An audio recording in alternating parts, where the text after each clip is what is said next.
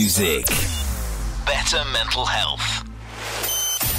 Only on IPL Radio. Good morning, good morning, good morning. It's Mish from Good Vibrations on this wonderful Thursday morning. What a fantastic week it's been here in Perth this week. It's been quite mild with the temperature, thank goodness, because a couple of weeks ago we had about 43, 44 degrees. It's horrendous, but we've been able to enjoy, and a long weekend coming up, so everyone's excited about that. I have a room full of people today. Let's start with Ruth. I have Ruth with me. She's going to be my co-host today. Hi. Ruth is going to be presenting with us eventually. She just wants to sit in today to see how easy it is. I've got my L plates on. She's got her L plates on, right? Big P plates next week. All right? Oh, I don't know about that. No, it's very, very easy. So Ruth's going to be with me today, so you'll hear Ruth, and we're going to interview her later as well. I've got Jess. Jess is a Year 12 student. She can't talk because she doesn't have a mic, but she's behind one of the cameras. Year 12 Media Studies Work Placement. And then I've got, oh my God, I've forgotten her name again. Say it. Charlene, that's right, Charlene. Sorry, Charlene. She's sitting on the couch. She hasn't got a mic either, but she's also a Year 12 student here to do her work placement, which is lovely. But I have a special guest in with me. Not that anyone else is not special, but we have a special guest in with me. Paul Turley is with me today. Hello, Paul. Hey, Mish, how are you? Now, you've been in with me before, which has been fantastic. It was at our old premises, which was great that we saw you then too, but it's really good to see you today. You've just come back from the 2024 Kathmandu Coast to Coast in New Zealand. You are a machine. I watched you, doing a training. You were training her, just huge training, because it is a triathlon. Is that right? It is, yeah. It's a triathlon, 3 disciplines, but a few different legs of each sometimes. The bike legs 3. There's a few little runs apart from the one big run up over the mountain pass. So it's a pretty full-on event. Definitely one of the biggest I've ever done. Is it the biggest thing you've done? Well, not thing you've done, but is it the hardest physically? Oh no, actually it would be mentally as well. You've ever done. Yeah, I was prepared for it, but even then it still threw some surprises and some curveballs at me. It was a really, really tough event, but really rewarding as well. Oh, it would be absolutely rewarding. Just to get to the finish line at the end would be enough. You don't have to be first, second, or wouldn't even matter if you were last. Just actually finishing it would be absolutely amazing. What was the training like? I mean, I do know. What was your training like beforehand?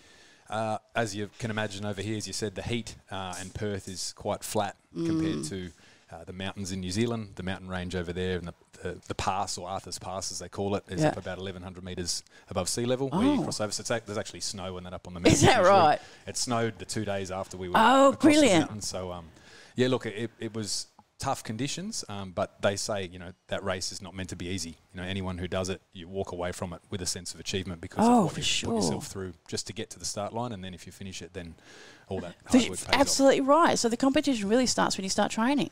That's correct. Because that, as you say, that's probably one of the hardest points, and then actually even starting it, you've got to get to that point.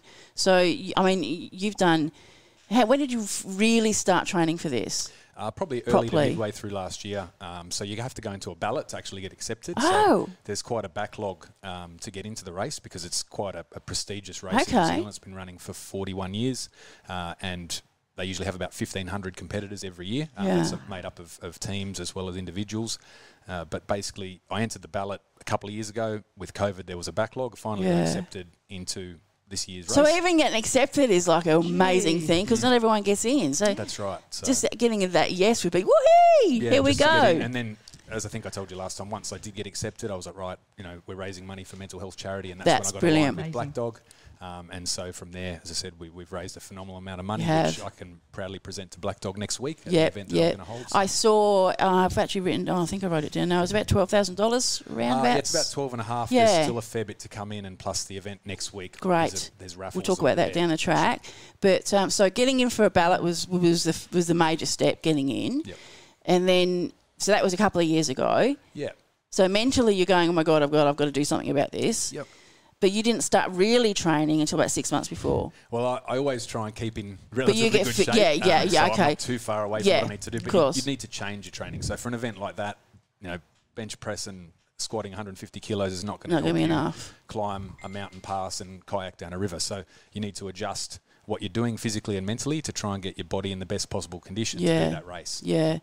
So you did what? So I started running in the hills out at Serpentine. You know, you've got the mountains out the back between sort of Serpentine and Jarradale. Running a lot more. Kayaking a lot, obviously, so I was doing 30 and 40 kilometre paddles up and down the river, like from sort of Canning into the city and back. Wow. And obviously out near Bells Rapids and stuff in the winter because we've got a very small wet season in Perth. Yeah, only a that's couple of months. Yeah. So a lot of the people that do the Avon Descent in August, I was training with a great crew of people that sort of ended up becoming really good mates as well and training with me on and off as well. So, Great. it's just about, as I said, working with what you got, I guess. Ideal conditions aren't always going to be there for you. You just need to make the best of what you got. So how did you deal with that snow and the cold conditions? Because we haven't got that here. It was tough. It was, just they give you a whole set of criteria of gear that you should bring and compulsory gear that you have to have for the race because I think they know that a lot of people come in underestimating just how cold it could be. Yep. One thing was I went into the river a few times. I had a couple of swims and that water is cold compared to what we've got over here. I was getting cold really, really quickly. So I had to sort of rethink my plan and put on some of the compulsory gear, some long johns and some wet weather gear and that sort of thing and pull myself together and keep going to get it done. So, mentally would be huge because I know, for one thing, we need to say that this was for charity for the Black Dog on the Lead, which is a mental health based. Because Black Dog, do you know the story behind Black Dog? Oh, we've discussed this before. We have, yeah, we talked about it. Yeah. Did I tell you or did you tell me? You told me. Yeah. So the Black Dog, the reason why it's called Black Dog, I don't know whether anyone knows, is Winston Churchill. He used to suffer from depression. This is the story that I'm aware of. He used to suffer from depression and he used to call it his Black Dog. Okay. Now, the Black Dog mascot for Black Dog rides is a black dog and it's called Winston for Winston Churchill. So it is cute. It shouldn't be cute. We've talked about this before. I don't think it should be cute because to me the Black Dog's not cute. It should have red eyes and snarling and dribbling because to me that's what the Black Dog is. But so Black Dog on a lead, which is a separate. It is separate from Black Dog completely. It is separate, yeah. So its own charity started in Fremantle in 2014. Yep, which is brilliant. Absolutely brilliant. Absolutely full respect for you guys. And that is Matt that runs that? Matt Wilson and Massimo. That's right. Yeah. So that's the two chairmen. Massimo, so he'll be... All those guys will be at the event next week where I can present the check to them. And that'll be fantastic. Sort of how absolutely amazing would that feel? It's going to be great. Yeah, it's going to very feel rewarding. My team and I can give something back. Yeah. How many did you have in your team? So I was really lucky to have a great friend that I met in Sydney years ago. He lives in Auckland now. He flew down from Auckland, had to take 2 flights, flying to Christchurch and Hokitika just to be at the start of the race. Wow. My brother flew over he's living in Canberra, he's in the army, so him and his partner came across from Lovely. Sydney. And then my mum and partner came over as well. Gorgeous. I had some other mates there too. And that's obviously my partner, to be yes. And little son there as well. Oh, that's absolutely fantastic. Fantastic. I want to know, you're running and doing all this stuff for 18 hours of a day, right? How do you go to the toilet? Where do you eat? What do you eat? Okay, Tell us that. The toilet, interestingly enough, isn't such a problem. I mean, the race has been running a long time, so it's pretty well set up. They could have done with a few more toilets on the beach where you start at 7 a.m. in the morning. There was a with very nervous wheeze. Nervous wee before you go. So I only just made it, talked to the camera crew on the beach, just made it to the toilet, and then just got to the start line within about a minute of when it started. That would have been terrible, wouldn't it? Yeah. So there was probably a few people that started late because of that. But anyway, hopefully they'll fix that next year. But over each of the transitions and throughout the race, they've got stations that you can go. But the food and the hydration is probably the biggest thing. Yeah. So we worked out that over the 2 days, I burnt about 45,000 calories, which is about 10 times what a normal person would burn in that amount of time. That's insane. So to do an event like that, they say you have to have about 90 grams of carbs every hour. Gosh, which that's is huge. a huge amount of intake because the body is just absolutely incinerating everything you put into it. So if you don't keep having things while you're going, you will crash after a matter of hours. Yeah. So what were you eating and how? All those gels and cubes and then you have bananas and all different sort of little bars and things just to keep yourself going. Yeah. But it does deplete you massively. No matter what you take, it's gone within. I thought within a few days. I felt really good, but it was probably a good week to 2 weeks before the body really started to come good again. Okay. And and little niggles and things go away. So it definitely does take more of a toll on your body than you even see. You realise, yeah. So with the food, was there someone with you giving you the food? Well, yeah, so you take packs and things. Oh, you've got, okay. But then also that's a big role of your support team. So Yep. throughout, they've got everything ready for you at each break. At each break, okay. Yeah, so it's very important. Was it a continuous 18 hours or did you get any break? No, so I stopped overnight so that you can do the event in one day. The elite guys and girls do it in one day. They call it the longest day. So they start at 6 a.m. and they finish, as long as they come in before midnight. Oh, my Lord. The winner of the whole event, the male winner, did it in just under 11 hours, which is incredible. He's about 7 hours faster than I did. Oh, my over Lord. 2 days. How old was he, though? I'm not too sure about the age, but I mean, he's a little whippet, you know what I mean? Yeah, built for it. Just absolute. Wow. It's funny enough, I was right near the finish line on the second day, just about to finish, and I saw this little rocket go straight past me. I was like, who was that? He beat me by about 2 minutes. Oh, is that right? Good for you. That's great. So I was hoping to beat everybody, but he doesn't. You know what? You beat everybody in here. That's right. I was there to beat the mental. Exactly. How amazing. Because I know that, I mean, I'm not physical in any way, but I know when I challenge myself mentally, how strong and empowered you feel when you achieve it. It doesn't matter whether, as I said, whether you're first or last, just achieving that thing is absolutely so empowering. So your mental health must be on a high. You must be on a high. Definitely. That's right. Once you put a plan in place, whatever it may be, and you succeed in that goal, it's empowering. The realisation that you can actually do it. Yeah. No matter how hard it got during the thing or how insurmountable it seemed at the start. Yeah. You keep working at it, and with the right support, obviously, once you get there, it's an amazing moment. Yeah. How many people ran or did it? There was about 1,400 competitors this year. Really? Yeah. So there was actually one really inspiring just before I had an interview on the beach, there was a 78-year-old man there. So he was the oldest competitor, and he was doing it solo. I never actually found out if he finished, but he'd done it many times. He's a New Zealand local. Yeah. But amazing. At 78, still taking on a 243 Fantastic. Yeah. What an inspiration. You know, it's all in your mind. No barrier. It's all in your mind, really, isn't it? You can do it. If you say you're going to do it and push yourself to do it, you will do it. Yeah. Absolutely amazing. I've got to just quickly go over the ending. Yeah. Because I think it's absolutely the most romantic thing I've ever heard. Tell us your story. Romantic, yeah, one thing. It is. My partner said it was very much a Paul Turley way to propose off the back of an event. So, look, I made the decision. I'm a bit of a last-minute Larry, but I knew my partner had been dropping some hints here and there for a little while. We've got a little 2-year-old together, so it's probably about time I pull my finger out. But so I made the decision a day or two before we flew over that, you know, with so much support there with my own camera crew that was there as well from Christchurch capturing the whole thing. Oh, brilliant. And your family with you. Family, I thought there is not going to be a better time than to propose to my lovely partner, Tash. So, basically I bought the ring, carried it over, managed to keep it a secret because if I bought it months earlier, I'm terrible with secrets. So it would have slipped out. I'm the same. I'm too honest. Everybody else knew except Tash, obviously. So all the support crew, Mum knew, everybody knew. And I carried it with me from the beach on the West Coast. Through the ride, over the mountain pass, through the river, and then when I crossed the finish line, I got down on one knee and I proposed to her. It's just the most beautiful thing, And then she said no. No.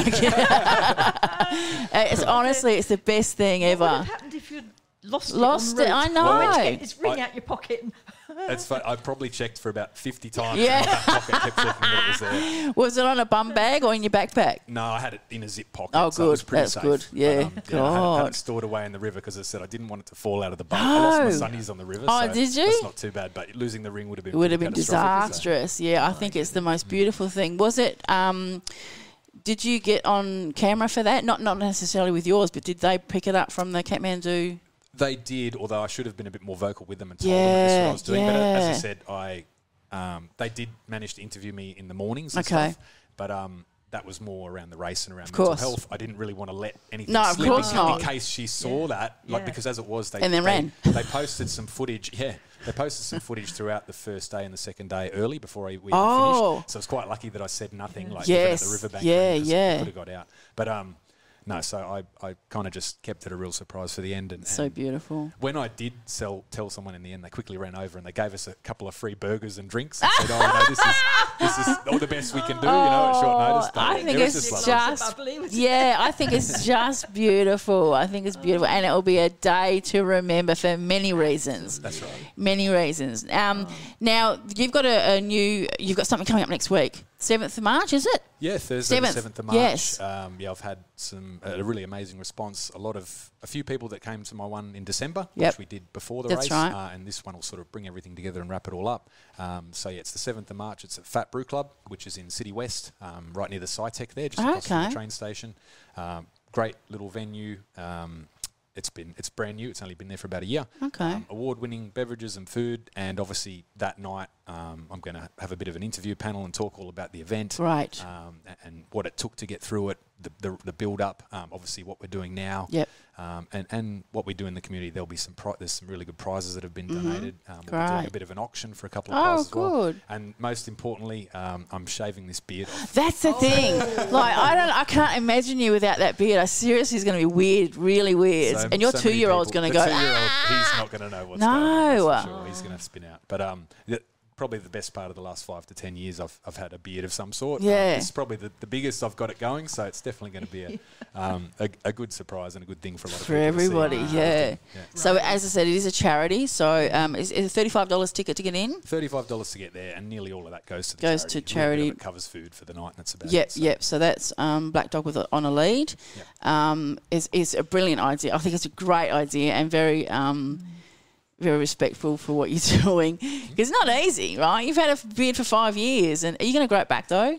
I reckon it'll make a comeback pretty quickly. It won't take long. I just don't like shaving. Does it grow quickly though? Oh, I'll give it a few weeks, it'll be back. It All does right. grow. I don't grow any hair on my head, so I've got to grow some hair somewhere. Dave, my husband's the same. Nothing here, but it's all here. Yeah, it's weird, isn't it? Same as me. I think it's great. So let's go through that again. So it's beer and shears, you're I'm just calling it. The beers and shears, because there's plenty of good beverages down there, and we're shearing the beard off. Yes. Yep. Is that going to be towards the end of the night? Yeah, so the night will basically, we'll say good day to everybody at 5, welcome. I said Matt Wilson's going to be there. He's going to do a bit of a question and answer with me about the race. We'll do a bit of networking. I'm expecting about 50 to 60 people there. It should be a good little group. Unless, as I said, hopefully a few more should come in this week as well. And then we'll do a raffle. We'll do a little auction as well. And I'll also talk a little bit about what motivates me and why I'm so heavily involved in this space. Do you want to quickly go over that a little bit? Yeah, you can touch on it quickly. So, obviously, as we mentioned last time I was in, a big driving force for why I do what I do is, like many people, I was young once and a lot sillier than I am now. I'm not saying I'm smart. I think you're silly. Still make many silly, crazy decisions, but, I made a very unfortunate decision as a 21, just turned 22-year-old to have too much to drink and jump behind the wheel of a car. Yeah. This resulted in a fatal accident in Sydney, in New South Wales, on New Year's Eve 2004. So it's coming up to the 20-year anniversary of that. Yeah. Now, look, a mistake like that, you can't change what happened. It's going to be with me forever, and in some way or another, I will always, regret that decision. But what I can do is what I've done this last sort of 9 to 12 months, which is take that step towards educating others around, the importance of decision making, and also building resilience and finding that support network and finding a purpose is what I really call it, or a what for, which is the charity and basically what I'm looking at starting in the next year or two is finding your what for, because the earlier you can identify that purpose, it sets you on that path to be the best version of yourself. True. Yeah, true. I wish I had some of these Same. things that I implemented when I was 19 or 20 or 21, because we may not be having this conversation. But, all things happen for a reason, and even out of a very bad situation, you can still take a positive. So absolutely. That's where we are now, is we're using this as, not to forget about it and just sort of let it live in the past. It's to say, right, we can use this as a really good tool for, young men, young women, young offenders coming out of prison, high school students that are just starting to drive and just starting to drink and that Girls sort of thing. Listening, yes.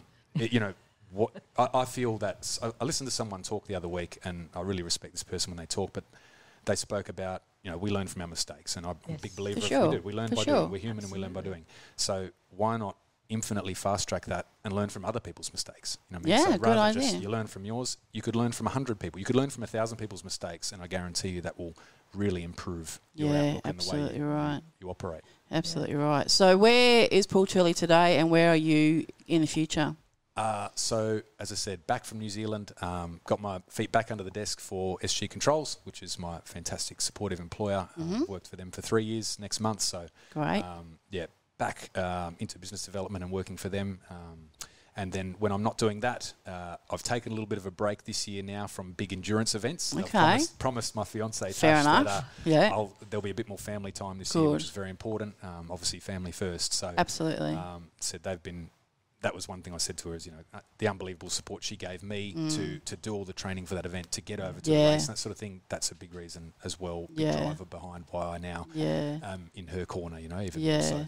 But, for the rest of this year, as I said, we'll be wrapping up the event next week with Black Dog. I'll continue to do some work with Black Dog in the background because I love the charity. I love Massimo. Absolutely. Great guy. Really has helped me grow in this space and ignite the passion for it.